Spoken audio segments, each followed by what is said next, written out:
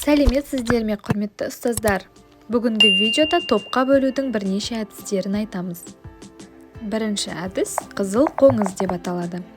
Бізге алдын ала дайындап шығарылған мынадай қызыл қоңыздың суреттері керек. Қанаттарының астына топ атауларын немесе бірінші топ, екінші топ, үшінші топ деп жазып қоямыз. Оқушы карточкасын алып, қанаттарын ашып көргенде өзінің қай топта екендігін көретін болады.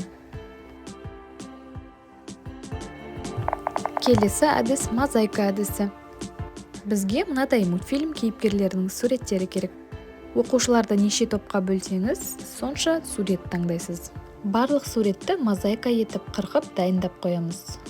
Оқушылар бөліктерді өздері таңдап алады және сол бойынша суреттерді құрастырып топтасады. Мысалы, бұл жерде 4 мультфильм кейіпкерлері берілген және оны 4 топқа бөлеміз. 4 суреттің бөліктерін қырқып араластырып береміз, оқушылар бөліктерді өздері таңдап алады.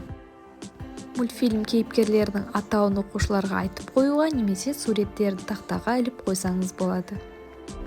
Назарларыңызға рахмет. Ақпарат пайдалы болса және осындай әдіс тәсілдер қажет десеңіз, тіркеліп кетуді